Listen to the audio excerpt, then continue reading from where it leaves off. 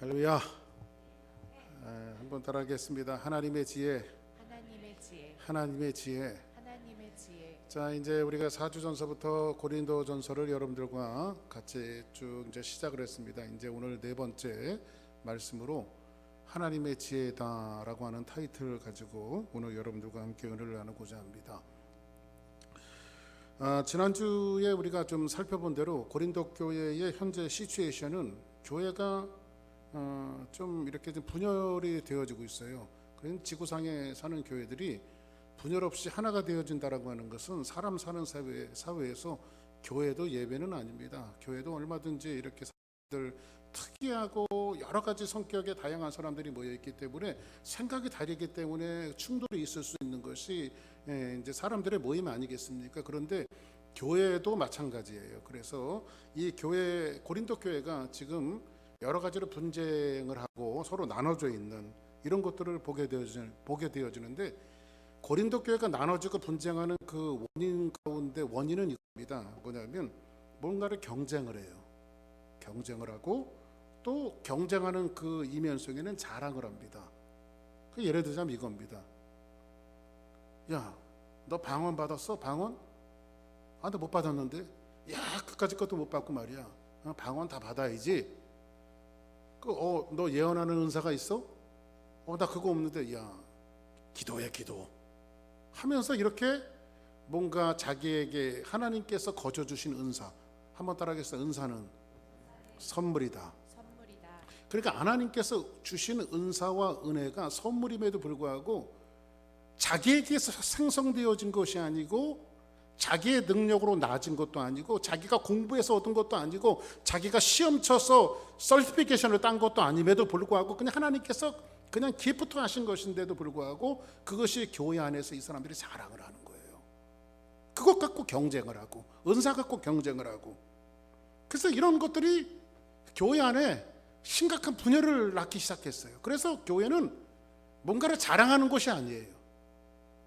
그래서 우리 그 야고보서에서도 보니까는 교회 올 때 사람들이 뭔가를 그냥 특히 우리가 이민 사회에 살다 보면 그런 것들이 더 심화될 수가 있어요.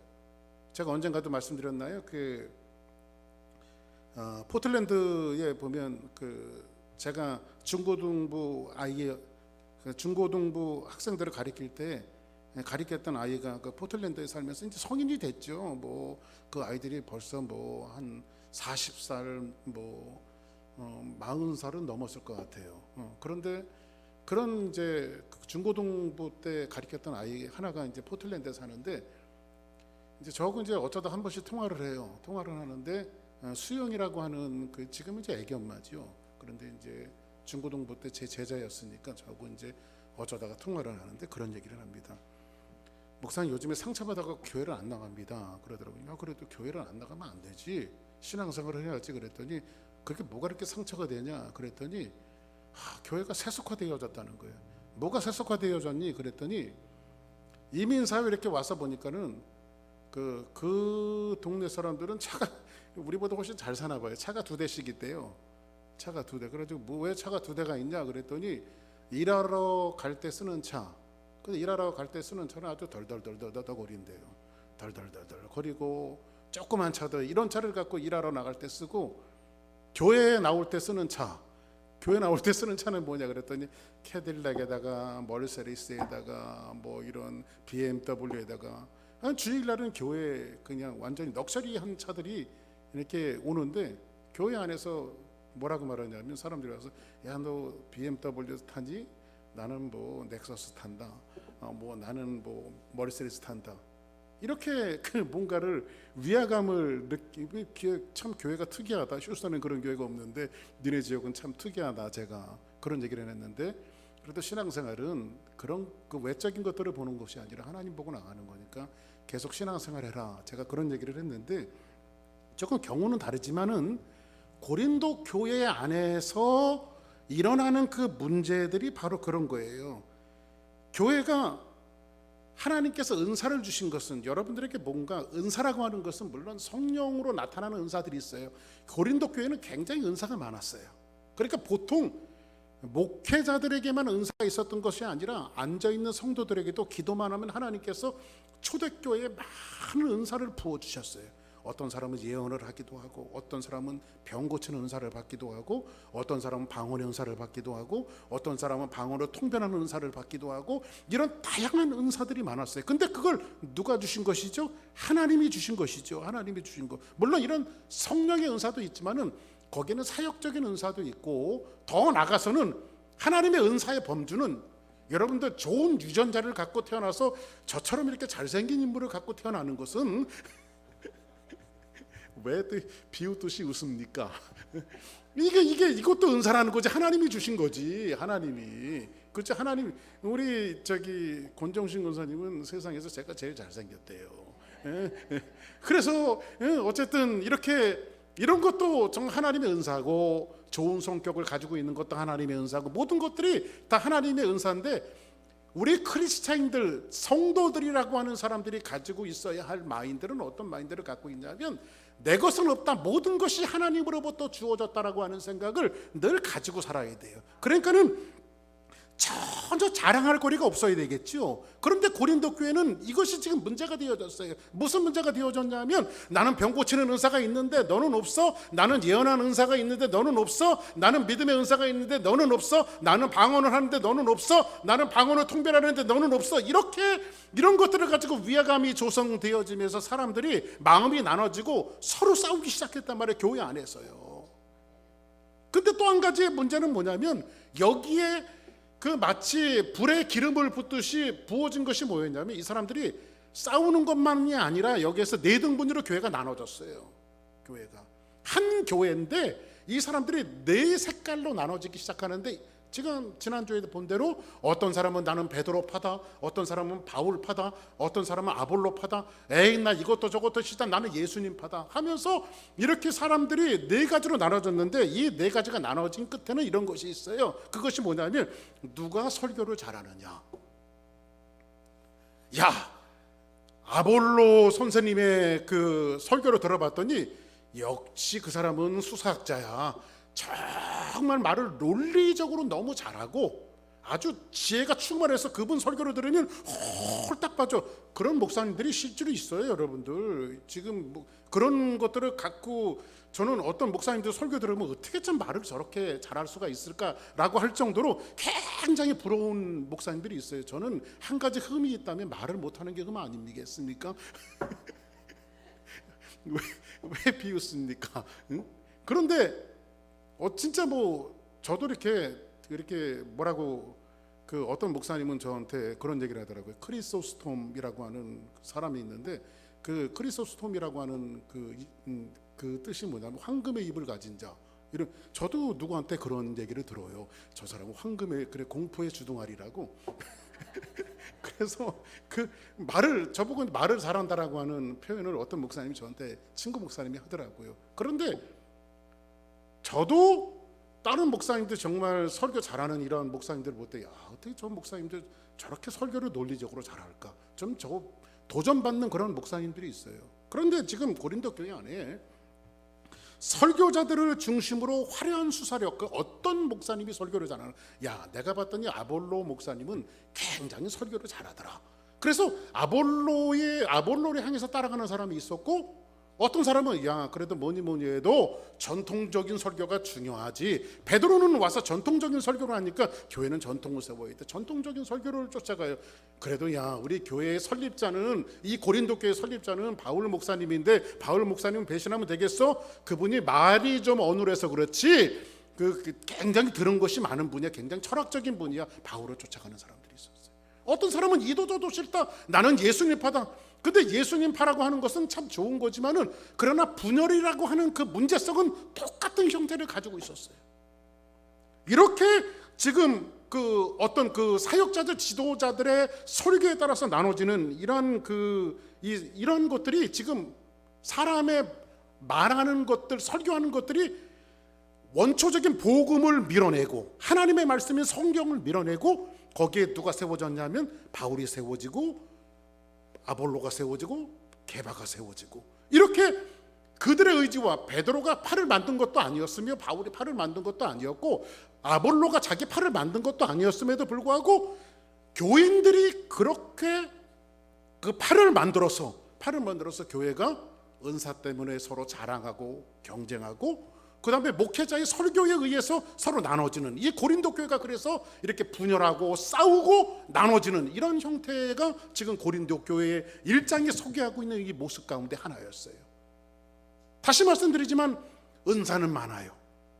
날마다 부어주시는 은사가 많아요. 매 주일마다 사람들이 방언 못 받은 사람들이 방언을 받고 예언 못하는 사람들이 예언을 하고 병 고치는 은사들을 사람들에게 주는 이런 은사들이 교회에서 일어남에도 불구하고 교회 문 밖에만 나오면 서로를 경쟁하고 싸우는 거예요. 이 아이러니를 어떻게 설명할 수 있을까요?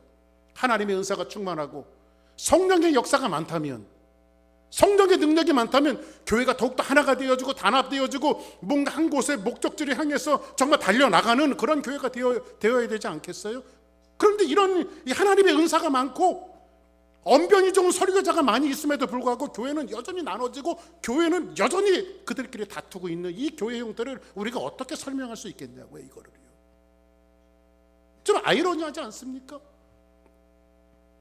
그래서 이런 배경을 갖고 있는 고린도 교회에게 사도 바울이 편지를 쓰면서 오늘은 그들이 갖고 있는 지혜의 두 가지를 사도 바울이 약간 비틀어서 얘기를 해요. 어떻게 비틀어서 얘기하냐면 그들이 갖고 있었던 지혜가 어떤 지혜였는지 한번 봅시다. 자, 한번 성경을 볼까요? 자, 오늘 그 1장 17절을 같이 한번 읽어봅니다. 시작. 그리스도께서 나를 보내심은 침례를 베풀게 하려 하심이 아니요 오직 복음을 전하게 하려 하심이로되 말을 지혜로 하지 아니하는 그리스도의 십자가가 헛되지 않게 하려 함이라. 여기 보세요. 17절에 지혜가 나와 있는데 나를 보내심은 침례를 베풀게 하심이 아니요 바울을 보내신 것은 복음을 전하게 하심이로되, 사도 바울은 복음을 전할 때에 말 잘하는 말의 지혜로 하지 아니함은, 그러니까 사도 바울이 복음을 전할 때는 말의 지혜로 하지 아니함은 그리스도의 십자가가 헛되지 않게 하라 함이라. 여기서 말하는 말의 지혜라고 하는 것은 뭐냐면 이런 거에 말을 폼나게 하는 거예요. 같은 말을 해도 여러분들 어떤 사람은 그냥 툭 던지는 사람이 있고 같은 말을 해도 말을 폼나게 하는 사람들이 있잖아요. 그런데 사도 바울은 내가 복음을 전할 때에 그리스도의 십자가가 헛되지 않게 하기 위해서 나는 말을 폼나게 한 적이 없다. 그런 지혜로 사람들에게 복음을 전한 적이 없다. 이렇게 사도 바울이 얘기하는 거예요. 그거를 말을 폼나게 하는 지혜를 첫 번째 소개하고 있는데 19절에 보니까 또 하나의 지혜가 나와요. 한번 같이 읽어볼까요? 시작. 기록된 바 내가 지혜 있는 자들의 지혜를 멸하고 총명한 자들의 총명을 폐하리라 하였으니. 여기 보니까 내가 지혜 있는 자들의 지혜를 멸하고 총명한 자들의 총명을 폐하리라 하였으니 이렇게 말하고 있는데, 여기서 말하는 지혜는 뭐냐면 굉장히 논리적인 말씀이에요. 논리적. 그러니까 여러분들 뭔가 말을 할 때에 논리적으로 하는 능력이 굉장히 중요하잖아요. 사람이 두서가 없으면 안 되잖아요. 굉장히 논리적이어야 되잖아요. 그냥 두서 없이 말하는 것과 논리적으로 말하는 것이 여러분 어떤 것이 좋겠어요? 논리적으로 말하는 게 좋잖아요. 그렇죠? 근데 사도 바울은 이 말씀을 통해서 뭐냐면 내가 지혜 있는 자의 지혜를 멸하고라고 하는 것은 뭐냐면 논리적인 지혜를 이야기하는 거예요. 그럼 첫 번째 지혜는 뭐예요? 말을 폼나게 하는 거. 두 번째로는 논리적인 거. 이 두 가지를 사도 바울은 지혜라고 하는 표현을 가지고 썼는데, 결론부터 얘기하면 말을 폼나게 하는 것과 그리고 논리적으로 모든 것들을 설명하는 것보다 훨씬 더 중요한 지혜가 뭔지 아니? 이렇게 얘기하면서 사도 바울은 하나님의 지혜를 이야기하고 있어요. 근데 그 하나님의 지혜는 뭐냐면 이런 거예요.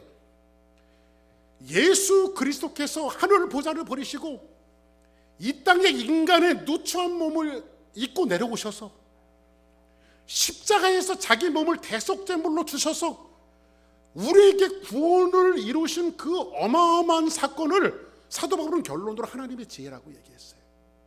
그러니까는 본론적인 것은 뭐냐면 하나님의 지혜는 뭐냐면 예수 믿고 구원받는 것이, 예수 믿고 구원받아서 하나님의 자녀로 살아가는 것은 이렇게 논리적으로 설명하는 설명으로 되어지는 것이 아니며 말을 폼나게 하는 것으로 사람이 구원받는 것이 아니다.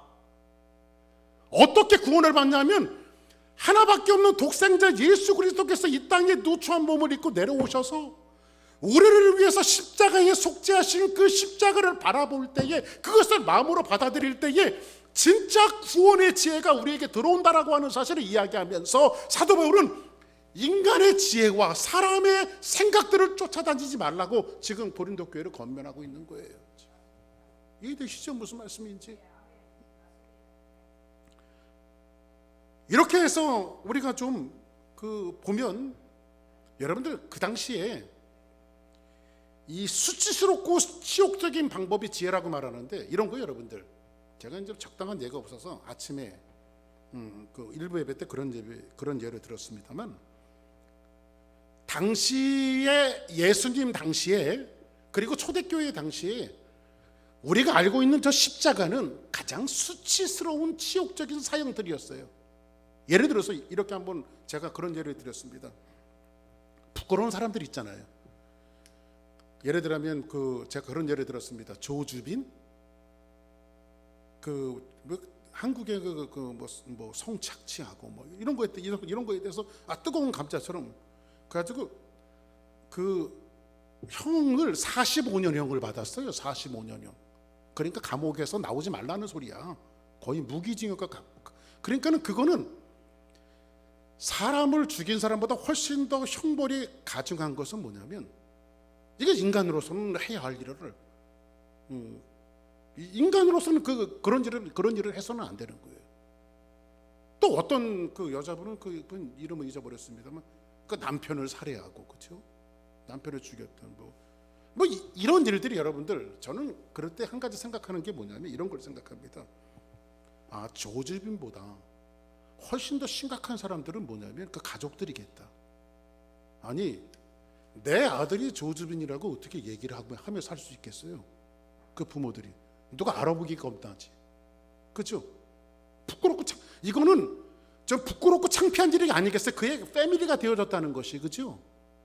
그러면 제가 왜 이 말씀을 드리냐면, 그 당시에 우리 가족 중에서 누가 십자가의 형태를 해서 못 박혀 죽었다라고 하는 것은 예수님만 십자가에 못 박혀 죽은 것이 아니라 그 당시에는 최고의 형틀과 수치스럽고 치욕스러운 형틀이 바로 십자가의 형이었다고요.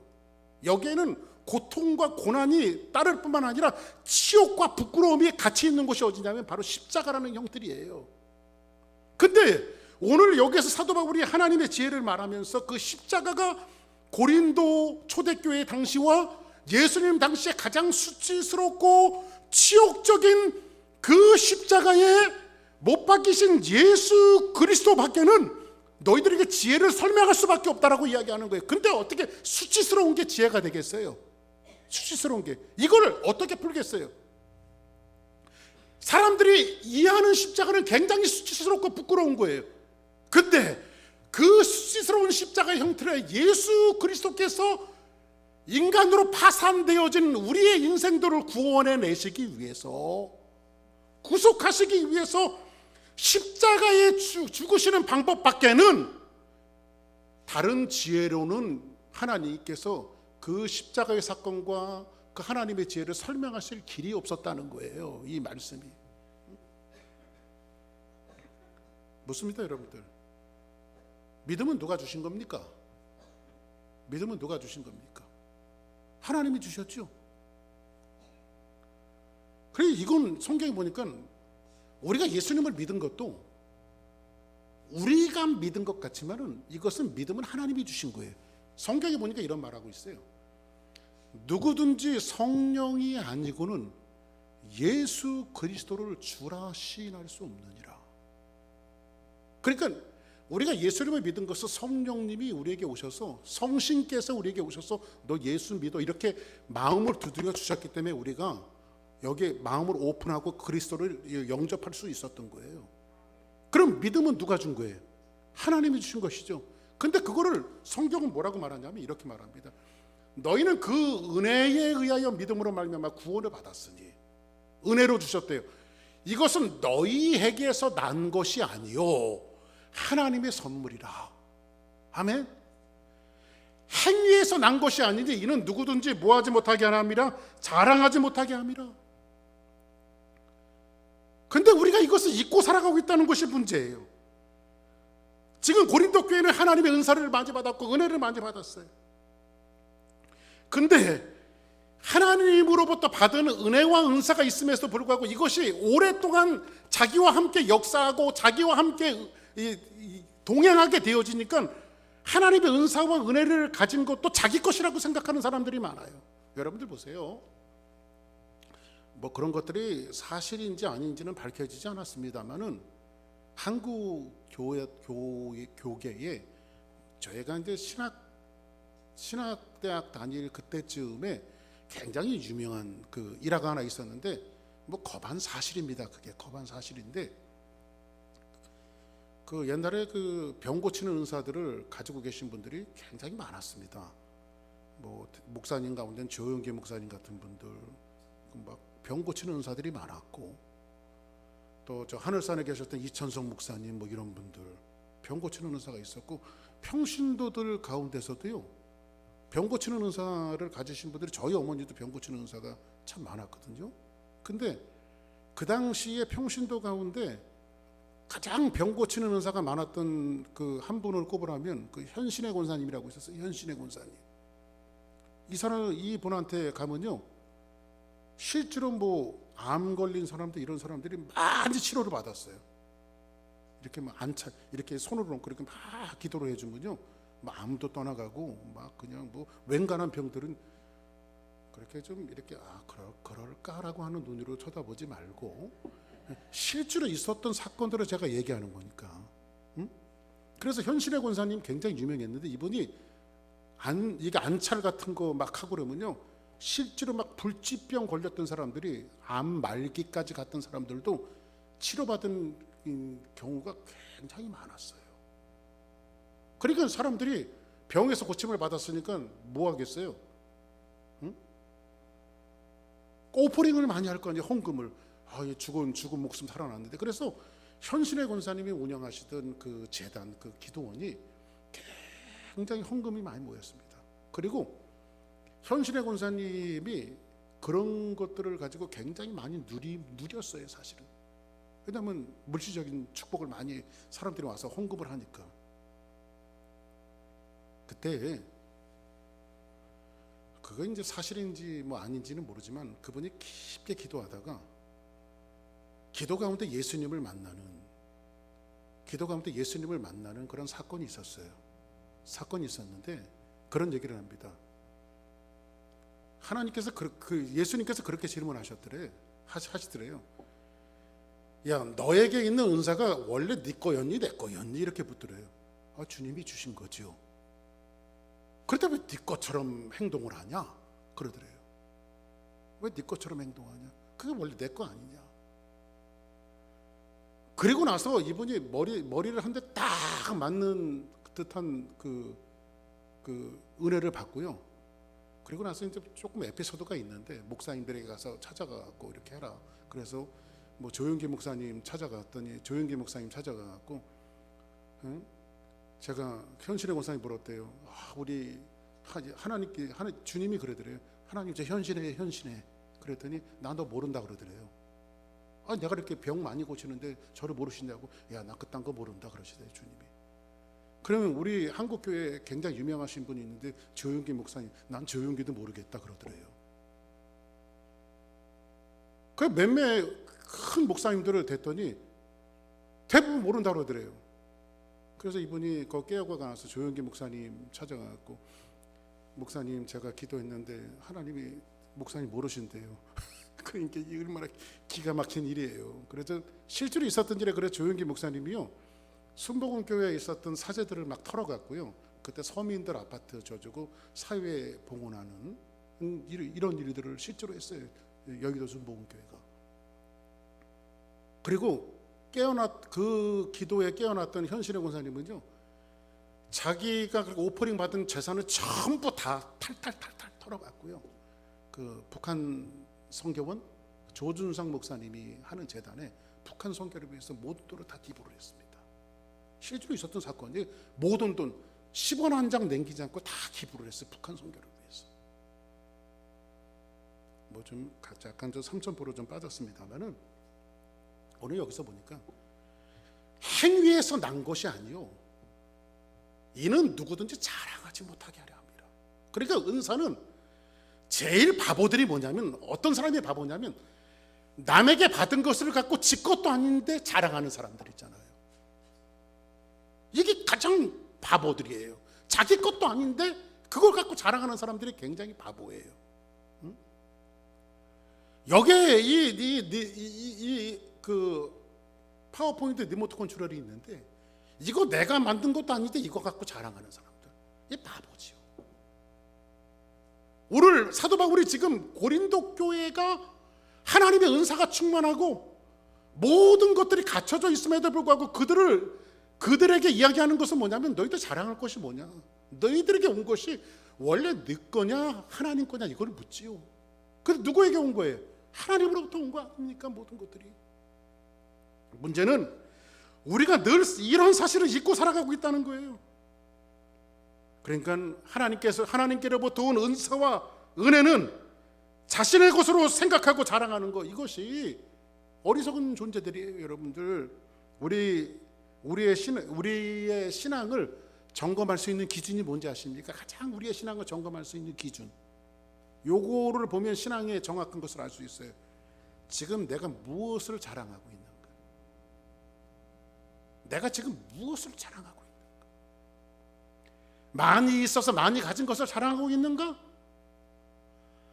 아니면 공부 많이 해서 그 지혜를 자랑하고 있는가? 아니면 자식이 잘 돼서 자식이 잘 되는 것을 자랑하고 있는가? 요거를 정확하게 진단하면 내 신앙의 현 주소를 알 수 있어요.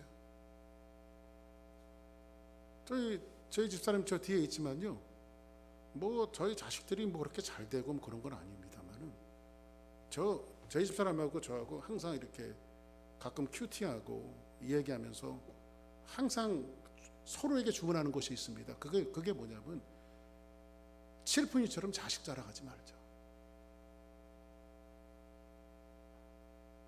그래서 이렇게 인사를 합니다. 바보들은 자기 자식을 자랑합니다 하면서 우리 둘이 같이 인사한 적도 있어요. 그냥 자식들도 하나님이 주신 거지요. 우리는 청지기지요. 자식을 맡은 청지기들인 거지 자식들이 우리 소유는 아니에요. 주님 것을 내 것이라고 고집하며 살아왔네. 금은보화 자녀들까지 주님 것을 내 것이라. 내 것이 없죠. 자녀들도 내 것이 아니에요.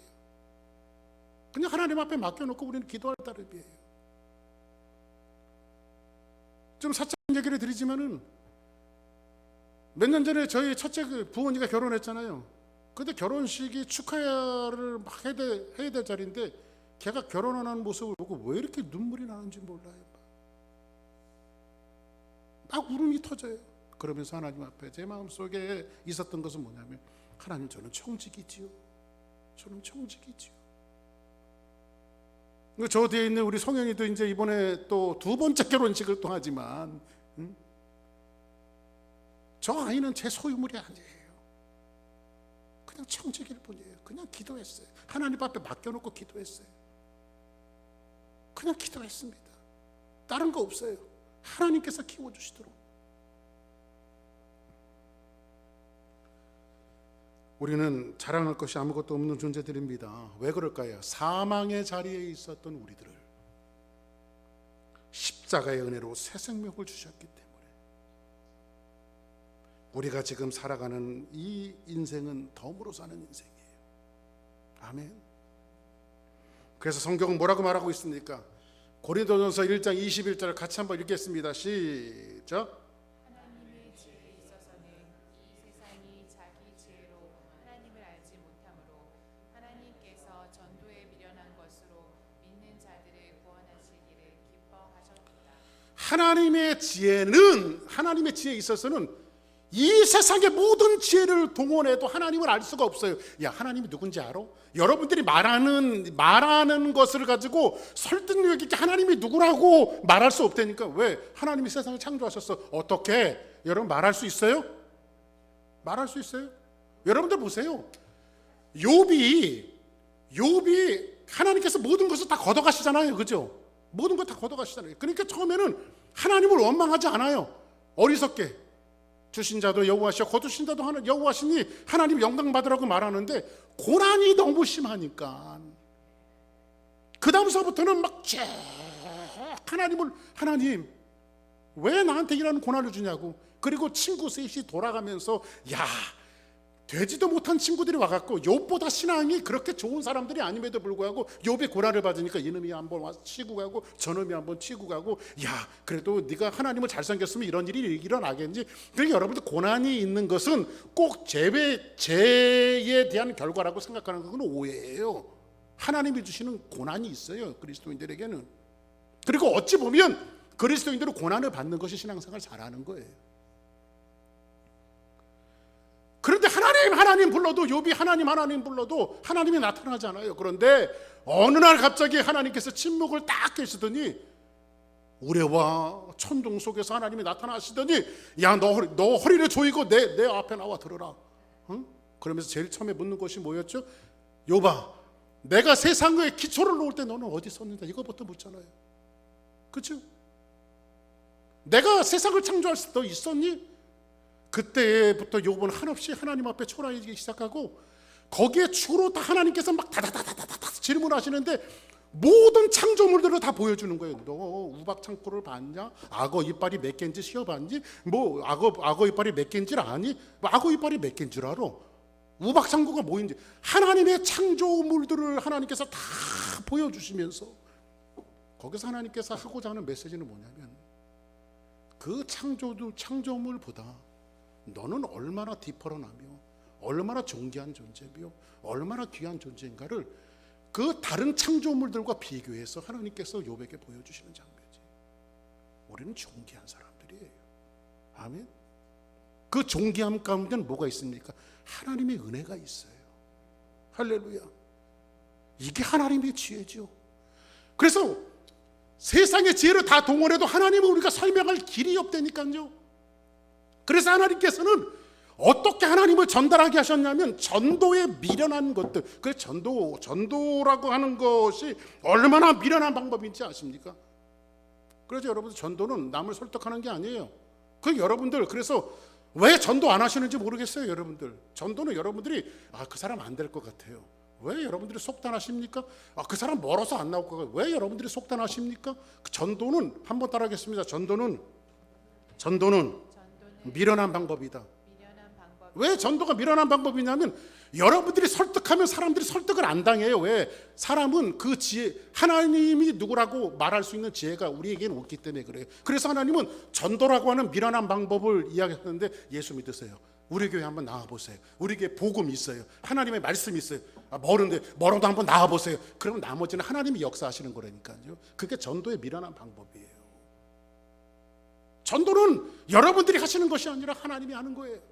그게 여러분들이 다 수판 때려갖고 거리가 멀기 때문에 여러분들이 뭐 수판 때려갖고 뭐 이런 사정 때문에 저런 사정 때문에 그런 사정은 여러분들이 계산할 사건이 아니라 그냥 하나님께서 풀어주시는 문제이지 여러분들 다만 기도하고 그냥 예수 믿으세요 이렇게 전도하시면 되는 거예요. 그게 전도의 미련한 방법이에요. 그게 지혜래요. 성경. 그래서 여러분들 전도해야 되겠죠? 옆에 분들하고 인사하세요. 그럼 전도합시다. 시작. 왜 안 하세요? 자, 그럼 전도합시다. 시작. 할렐루야. 이게 바로 전도의 미련한 방법이에요. 그리고 나서 사도 바울은 뭐라고 말하냐면 지금 고린도 교회가 가지고 있는 가치가 은사에 대한 표적, 그죠? 표적 같은 것들이 일어나잖아요. 그리고 또 하나는 뭐예요? 언변이 좋은 지혜로운 설교. 이 두 가지가 문제가 되어서 고린도 교회가 나눠졌잖아요. 근데 사도 바울은 이걸 어떻게 설명하냐면 유대인은 표적을 구하고 헬라인은 지혜를 구하나 지혜를 찾으나 이렇게 말하고 있어요. 유대인들은요 메시아에 대한 그런 사상을 갖고 있어요. 메시아가 오시면 그들이 기다리는 메시아가 오면 항상 쫓아다니는 게 기적과 표적이 와요. 그래서 예수님께서 물고기 2마리와 보리떡 5개로 5,000명을 먹이시고 병자들을 일으키시고 죽은 자를 살리시는 이 표적을 따랐을 때 이 유대인들은 메시아가 왔구나 이렇게 믿었어요. 그런데 예수님이 맨 마지막에 그 센세이션을 일으키면서 저 압제받는 노마를 몰아내고 하나님의 왕국을 건설해야 되는데 예수님이 십자가에 못 박혀 돌아가시거든요. 그래서 이 사람들이 유대적 관점으로 이 표적이 따라야 되는데 그렇게 표적이 따르지 않으니까 예수님이 십자가에 내 던지잖아요. 그렇죠? 이것이 유대인들은 표적을 구하나? 그리고 또 헬라인은 뭘 구해요? 지혜를 구했다고 말하고 있어요. 헬라인이 지혜를 구했다라고 하는 것은 논리적이고 설득력 있는 거. 헬라인들은 논리적이고 설득력 있는 거. 같은 값이면 목사님이 논리적으로 설득력 있는 말씀으로 여러분들에게 전달하는 게 좋겠지요. 그러나 하나님은 논리적으로 설득력 있는 설교로 여러분들을 키워가는 것이 아니라 표적과 기적으로 교회를 부흥시키는 것이 아니라 하나님의 이제는 거기 있지 않고 여러분 한 사람 한 사람이 주사랑교회 성도들 한 사람 한 사람이 항상 어떤 생각을 갖고 있냐면 나 같은 죄인이 파산되어진 죄인이 하나밖에 없는 독생자 예수 그리스도를 하나님께서 이 땅에 보내주셔서 나를 구원하시는 그 은혜가 참으로 크다라고 하는 이 신앙을 소가 되새김질하듯이 날마다 되새김질하는 것이 이게 하나님의 지혜라는 거예요. 그러면 목사님의 설교가 조금 시큰둥해도 여러분들에게 상관이 없으며 논리적이지 않아도 목사님의 설교가 논리적이지 않아도 상관이 없으며 교회에서 표적과 기적과 은사들이 많이 일어나지 않아도 그 하나님의 지혜로 넉넉히 신앙생활을 할 수 있다는 거죠. 넉넉히. 그거를 지금 사도 바울이 우리에게 말씀해 주고 있다는 거예요. 제가 우리 문지훈 선교사님 처음 그 선교지 갔을 때 거기 이제 제 친구 같은 지역에 우리 친구 선교사님이 살아요. 그래가지고 어쩌다 보니까 그럼 이왕 오면 요번에 저희 침례교 선교사님들 사모님들이 한 100여 명 정도 모이는 모임이 있는데 그때 날짜가 맞으니까 그때 와서 하루 저녁 말씀 좀 저보고 전해달라고 그래갖고 제가 거기 초청을 받아서 이제 그 저녁에 선교사님 보고 데려다 달라고 그래갖고 거기 가서 제가 그 선교사님 사모님들에게 한 100여 명 모이셨는데 그분들에게 하루 저녁 제가 집회를 인도했습니다. 다 선교사님들 사모님들이죠. 그리고 나서 이제 말씀을 잘 끝내고 나서 이분들이 이제 은혜를 이제 받았다고 이야기하면서 이왕 미국에서 목사님 오셨으니까 자기네들하고 자담회를 좀 하재요. 그래서 잠깐 자담회를 했습니다. 그러면서 자담회를 하면서 뭐라고 말하냐면 목회의 성공과 선교의 성공, 그러니까 우리가 가지고 있는 성공, 그러면서 우리 가운데 선교를 정말 진실되게 가장 성공적으로 하시는 선교사님이 한 분 있는데 그분이 이제 그 지역에서 좀 밑으로 바기오가 더 밑에 쪽에 있어요. 밑으로 있는 바기오에서 하시는 선교사님 이름 잊어버렸어요. 그 선교사님이 가장 성공적으로 선교를 하신다고 그래요. 그래서 제가 뭐라고 했어요? 선교사님 어떻게 선교를 하셨길래 그렇게 선교를 성공적으로 잘하셨습니까? 그랬더니 성공이 있나요? 그러면서 저한테 하는 말이 뭐냐면 저는 태생이 무식해갖고요 아무것도 할지 모른대요. 돈이 없으면 그 선교지 얼마나 그 펀드레이징 받아갖고 하는 데가 거기 선교지 아니에요. 누가 도움이 없으면 선교가 유지가 되어지지 않아요. 그래서 우리가 선교를 위해서 자꾸 펀드레이징하고 자꾸 선교지에 돈을 보내는 것도 선교다. 할렐루야. 응? 그래서 그분이 돈이 없을 때는 하나님 앞에 엎드려서 기도했대요. 근데 어떨 때 선교가 너무 힘들어갖고 여기를 떠날까 그러는데 자기는 갈 데가 없더래요. 거기밖에는. 그래서 흙먼지 뒤집어 쓰면서 거기에서 그냥 버텼더니 하나님 은혜를 주시더라고. 그런 얘기를 하더라고. 사랑하는 여러분, 그래서 자기는 능력도 없고 백도 없고 힘도 없고 그래서 하나님만 붙들고 늘어졌더니 그냥 세월이 가고 시간이 가니까 늙었네요. 이렇게 얘기하시더라고. 나이가 좀 드신 선교사님이었는데. 그래서 성경은 뭐라고 말하고 있습니까? 사도 바울이 오늘 1장 27절 한번 같이 한번 볼까요? 한번 봅니다. 시작. 그러나 하나님께서 세상을 미련한 것들을 택하사 지혜 있는 자들을 부끄럽게 하시려고 세상의 약한 것들을 택하사 강한 것들을 부끄럽게 하시며 하나님께서 세상의 천한 것들과 멸시받는 것들과 없는 것들을 택하사 있는 것들을 폐하려 하시나니 이는 아무 육체도 하나님 앞에서 자랑하지 못하게 하려 합니다. 사랑하는 여러분, 성경에서 하나님의 지혜가 지향하는 긍정적인 하나님의 지혜가 바로 구원인데 구원에 대해서 이야기할 때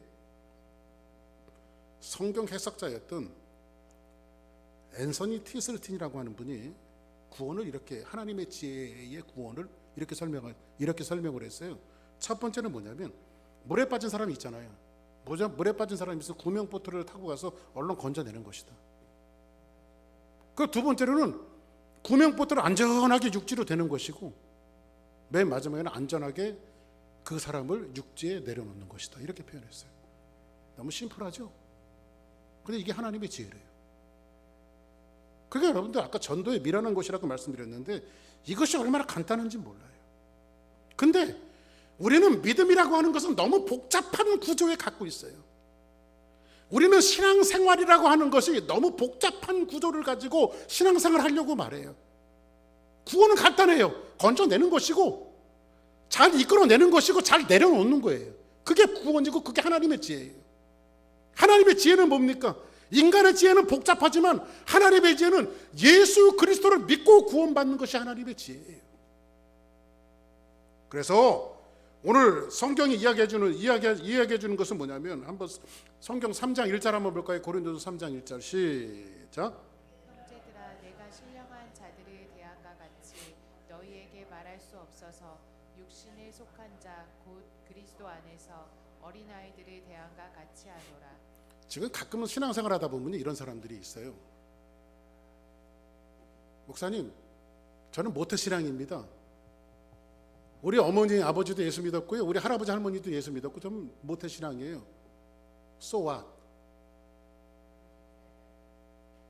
그래서 그 사람들은요 자기의 신앙이 아주 과대평가해요. 그런 집안에서 있기 때문에 대단한 신앙인 것처럼, 물론 이 대대로 믿는 집안이라고 하는 것은 여러분들에게 진짜 보너스 같은 놀라운 축복이라고 저는 믿어요. 조상 쪽부터 내려오는 신앙이 얼마나 감사하고 얼마나 익사이딩한 일인지도 몰라요.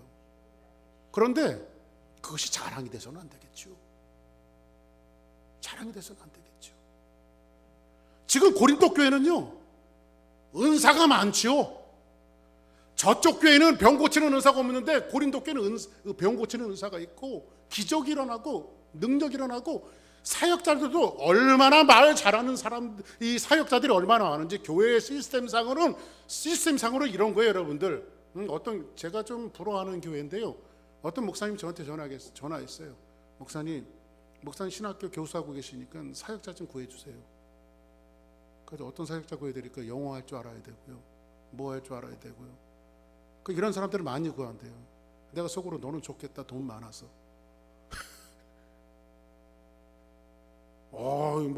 그런 사역자들을 구하는데, 그래 그 교회 시스템이 장난이 아니에요. 사역자가 얼마나 빵빵한 사역자들이 많은지 몰라요.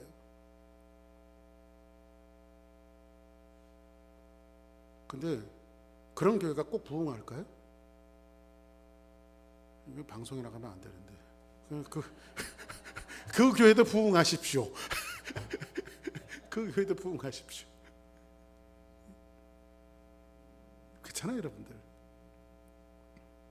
오늘 고린도 교회는 성경 사도 바울이 그 고린도 교회를 진단할 때 너희들이 아무리 은사가 많고 좋은 시스템을 가지고 사역자가 많다 할지라도 형제들아, 내가 신령한 자들을 대함과 같이 너희들을 대할 수 없는 것은, 좀 고차원적으로 사도 바울이 그들을 대할 수 없고 신령한 자들을 대할 수 없는 것은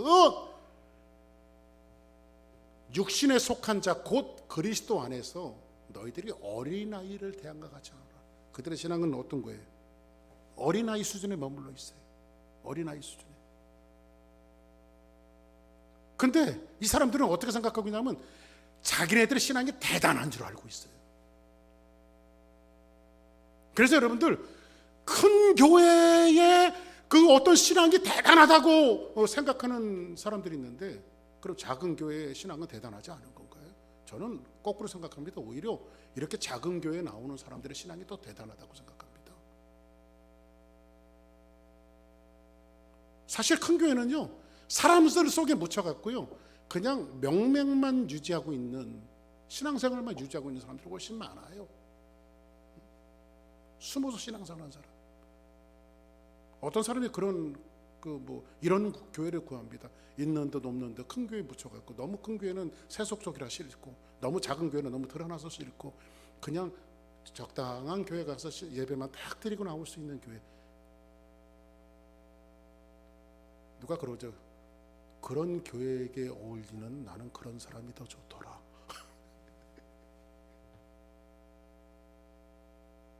이게 지금 현대 교회들이 갖고 있는 그런 문제점들이에요. 자기 신앙의 수준을 보지 못해요. 어느 정도 신앙생활하면 자기가 대단한 신앙인 것처럼 막 까발리는 사람들이 있어요. 근데 속에 보면 속빈 강정들이죠. 그런 사람들은 목회적인 차원에서도 신령한 말을 그들과 나눌 수가 없어요.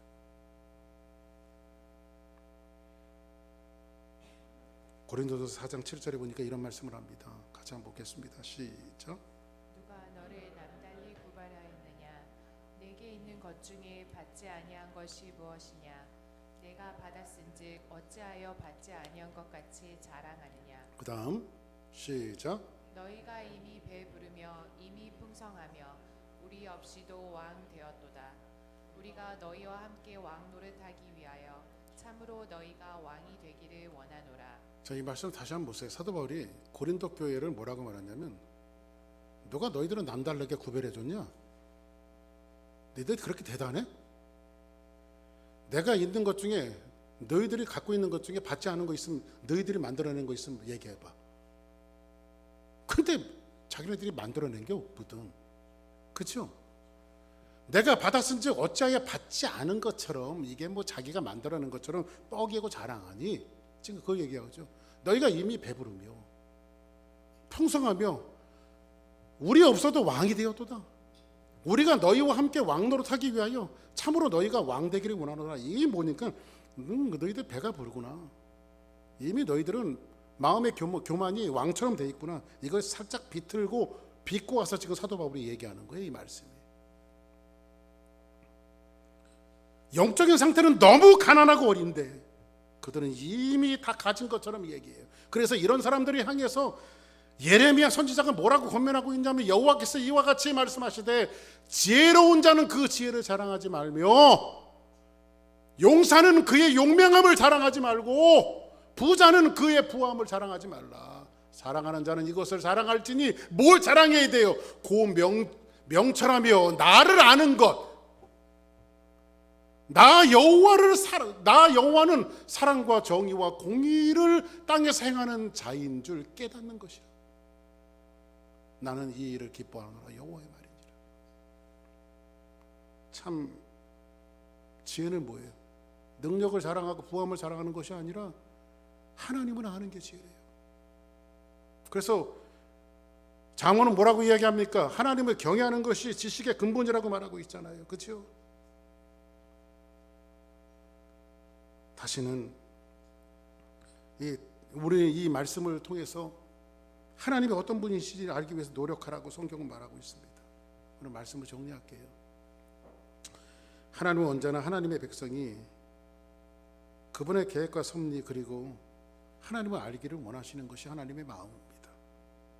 지금 고린도 교회 성도들은 하나님에 대하여, 하나님 그 자신에 대하여 목마른 것이 아니라 그분에게서 나온 것을 가지고 자랑하고 있어요. 오늘 우리 역시 하나님의 죄는 무엇이냐? 자기의 독생자 아들을 내어주시기까지 하나님이 한 것, 십자가에서 우리의 인생들을 위해서, 우리의 파산된 인생을 위해서 구속하시고 용서하신 그 사건. 자 보세요. 하나님이 그 아들을 우리에게 내어주신 것은 아들을 내어줬다라고 하는 것은 하나님의 전부를 내어준 거예요. 그렇죠? 그러면 전부를 내어주면서 따라온 것은 뭐예요? 따라온 것은 뭐예요? 은사며 지혜며 부요며 능력이라는 거예요.